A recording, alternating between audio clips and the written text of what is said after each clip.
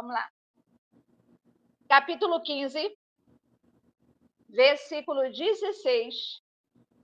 Não, versículo 13 a 16, tá? A palavra do Senhor se encontra em 2 Samuel, capítulo 15, versículo 13 a 16, tá?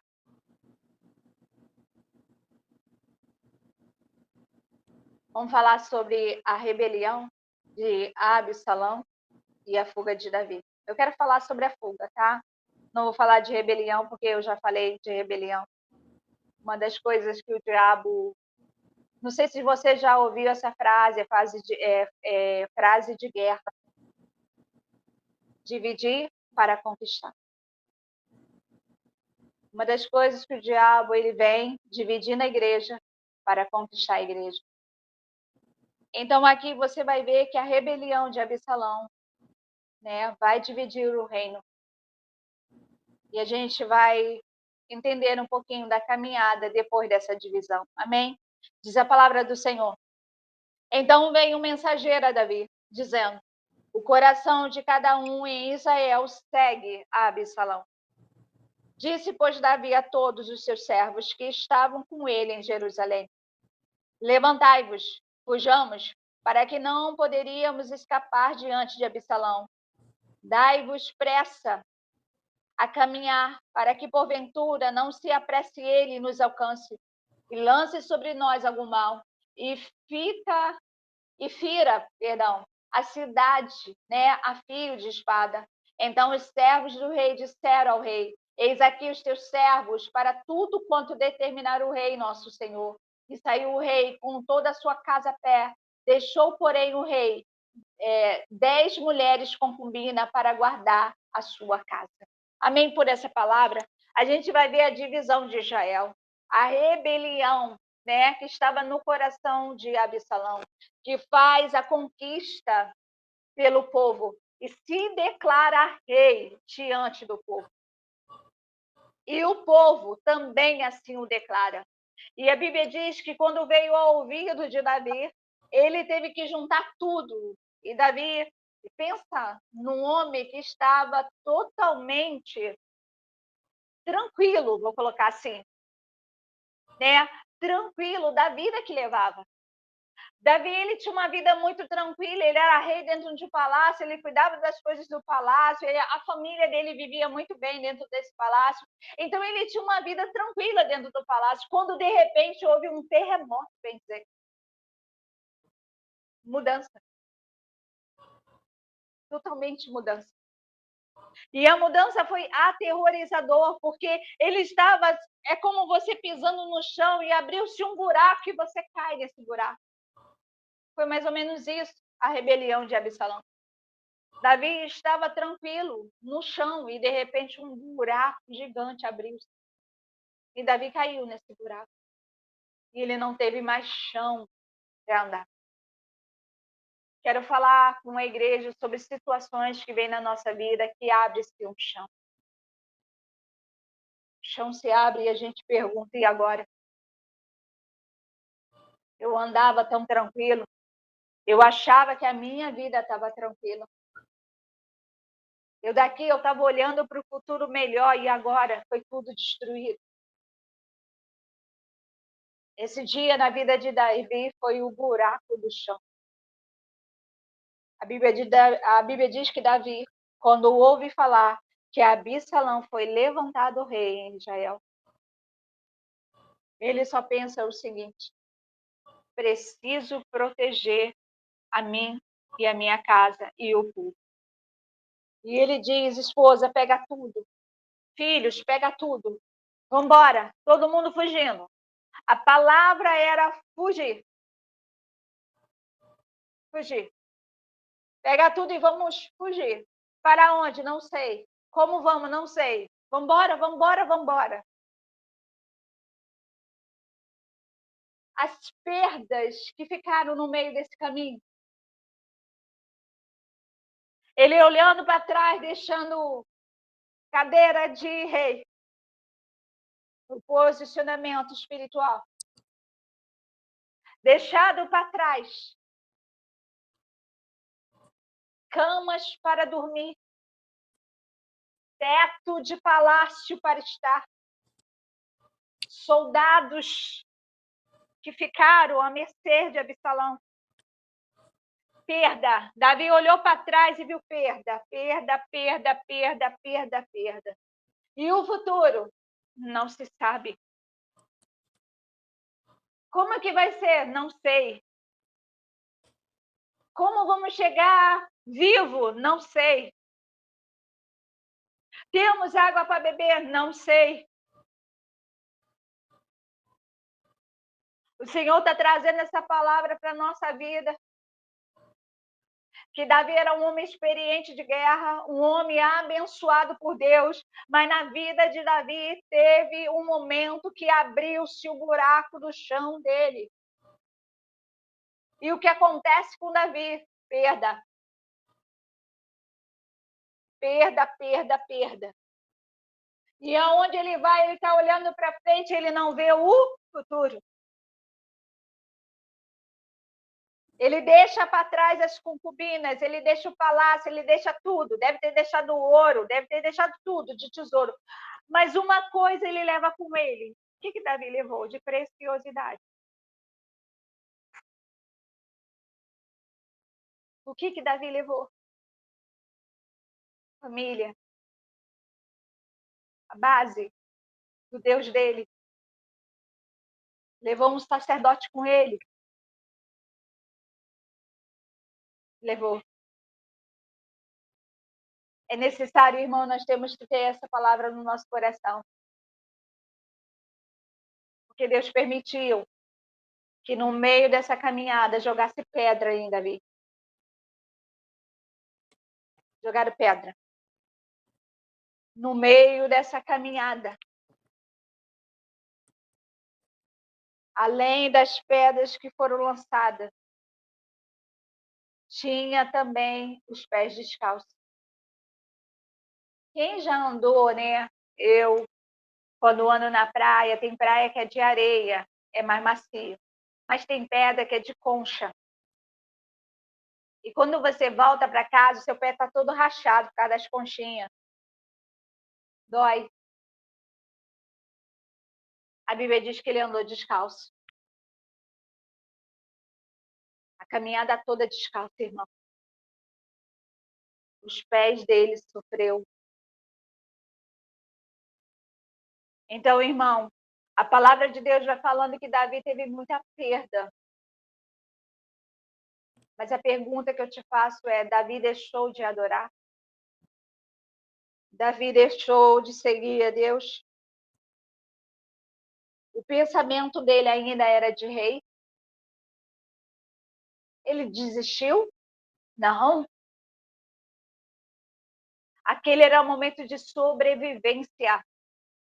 Mas ele não desistiu. Ele levou consigo o sacerdote para a adoração contínua ficar. Ele orava a Deus como ia ser, o Senhor dava estratégia para ele.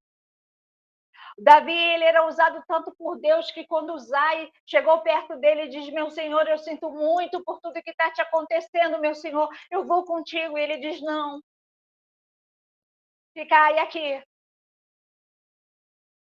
ficai, porque você vai ser meus olhos aqui, e as palavras que vai sair da tua boca vai quebrar as palavras de Aitofel. Porque Aitofel é demoníaco. Davi, ele teve a esperança de voltar. Ele não sai olhando e dizendo: opa, um dia, quem sabe o Senhor me entrega. Não. Ele tinha a esperança e a certeza que Deus traria ele de volta para a mesma cadeira que um dia foi dele.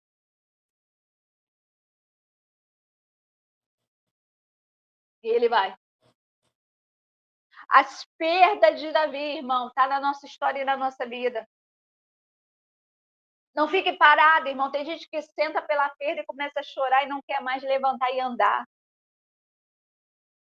As perdas não tem que te fazer parar, as perdas tem que te fazer levantar, sorrir mais, sabe? Erguer mais, caminhar mais, lutar mais. Davi foi, e a Bíblia diz que o Senhor protegeu ele. Foi mandado ajudadores para a vida de Davi. Todos os reinos, pode-se dizer, que estava perto da onde ele estava, ajudou Davi. E dizia: meu Senhor, eu sinto a tua dor, toma cama, toma pão, toma água. Olha, o meu exército é teu exército. Você não está só nas tuas perdas. Deus está te ajudando. Aqueles que te traíram por injustiça, difamação, intriga, o Senhor será por justiça. A Bíblia vai dizer que Absalão está sentado na cadeira do rei. Quando eu olho para Absalão, eu penso assim: Absalão é aquele que senta quando não é ungido. Absalão é aquele que toma o lugar quando ele não é chamado. Ele roubou o trono do pai. Não queira sentar em lugar nenhum, irmão, por roubo. Queira por direito seu. Amém? Tudo na tua vida. Esse rapaz com quem você vai casar, direito seu. Não roube. Como eu contei a história aqui do jovem, né? Que ele instigou a maldade sobre um outro jovem para ter a moça que esse jovem gostava. Eu já vi muito isso, não. E não estou falando do mundo, não. Porque do mundo a gente até espera, mas na casa do Senhor. Eu já vi pastores fazerem isso.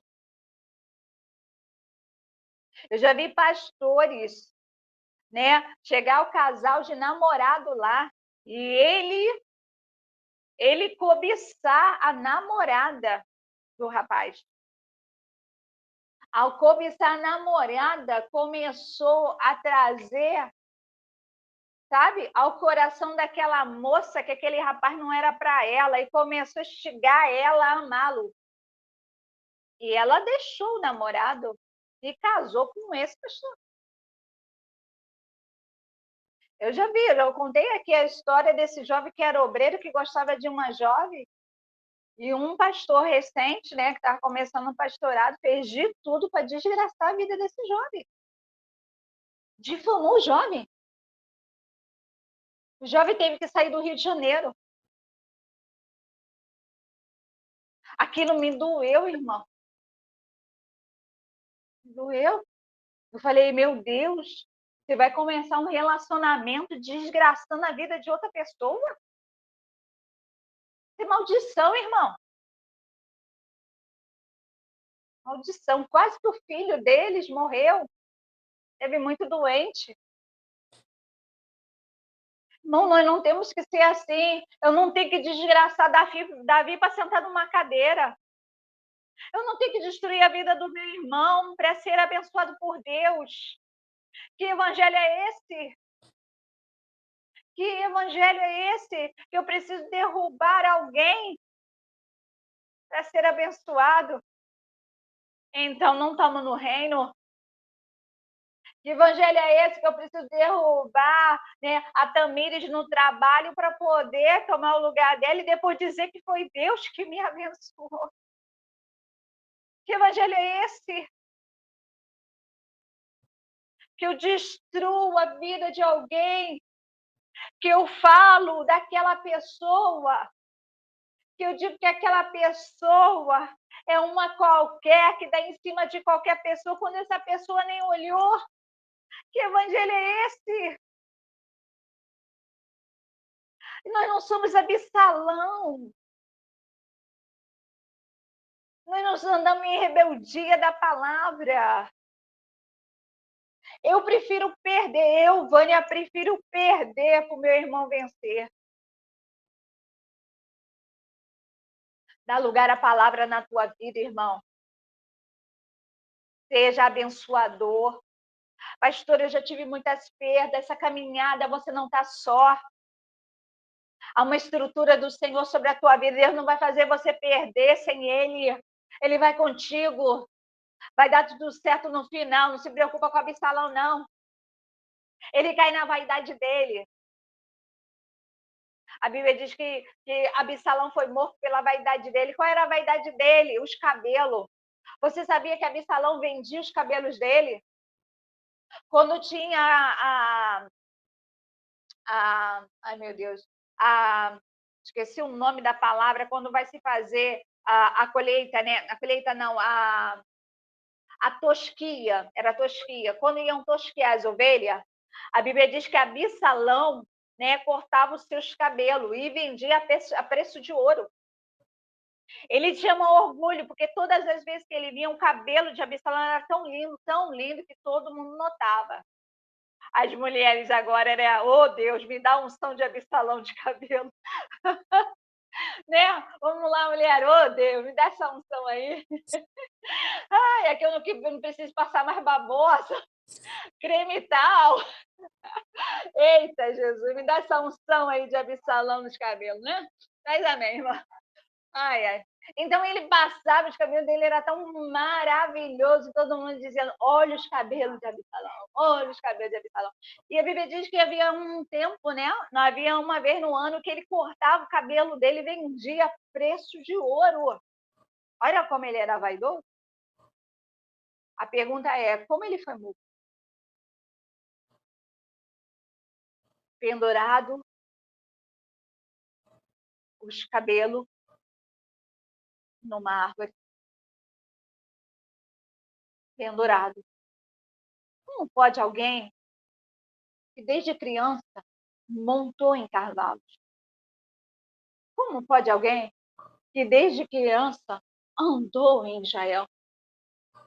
Como pode alguém que foi para algumas guerras, sabia lidar muito bem com guerra, Absalão, viu? Como pode ser pendurado? Ele foi um deboche para Israel. Quem olhava ele pendurado? Acabou a guerra, irmão, por causa de uma árvore. Um galho que ficou a cabeça de Absalão pelos cabelos pendurado. Acabou a guerra. Ele foi o deboche de Israel. Quem olhava os servos de Davi e de Joabe, olharam e falavam assim: não, tá de brincadeira? Não precisamos te derrotar na espada. Tu foste derrotado por uma árvore. Ele estava vivo, pendurado num galho, por causa dos cabelos. Porque ele achou que ia para a guerra com toda a formosura dele. Esqueceu que Deus estava com Davi. Arrogância. E ganhou-se a guerra. E a Bíblia diz que Joabe, quando olhou para ele, Joabe sentiu tanta raiva de Absalão. Joabe usou da carne dele agora, porque Davi pediu para ele ter misericórdia de Absalão. Davi sabia que eles iam ganhar a guerra. Ele falou: tem de misericórdia do meu filho e não mate ele. Joabe olhou para ele e falou: eu estou por aqui com você. Cuidado com o momento das suas iras, povo de Deus. Quando a gente está com ira, a gente tende a ir pela nossa carne. É melhor você se acalmar. Joabe estava por aqui com Absalão. Joabe trouxe ele de volta para o reino. Joabe fez com que Davi perdoasse ele. Joabe colocou ele de volta, né, a convívio de Jerusalém e o palácio. Joabe fez tudo por aquele menino e aquele menino trai. Então Joabe estava por aqui. Quando olha para ele pendurado naquela árvore, ele fala: poxa, você está de brincadeira comigo, né? Me dá a espada agora. E o servo que estava ali, mas Davi falou para não matá-lo. Aí ele diz para o servo: vai lá e fala para Davi que acabou a guerra. E ele pega a espada e mata Joabe, ou mata Absalão. Essa é a história de Absalão. Mas a Bíblia vai dizer que Davi teve muita perda. Irmão, se você está com perda na sua vida, siga em frente. Deus vai mandar ajudadores para você. Seja uma mulher de oração, um homem de oração, siga em frente. Dobre o seu joelho, jejue. Você que não está jejuando, jejue. Está com problema e não está jejuando, irmão? Você está de brincadeira comigo. Está na hora de você ser espiritual e não carnal. Levante uma oração em jejum. Ninguém vence sem jejum, não, irmão. Sem oração e sem jejum, você não vai vencer. Ah, não, pastora, você ora e você jejua. Fica nisso. Será que Deus não quer te fazer crescer? Então, nas suas perdas, olha para frente. Nas suas perdas, confie em Deus. Nas suas perdas, clame. Amém? Deus mandará ajudadores. Deus é contigo nessa caminhada. Sabe? Nos teus problemas, Ele está olhando tudo. Ele vai dar resolução dos problemas. Amém? Eu paro aqui com essa palavra em nome de Jesus, para a glória do Senhor.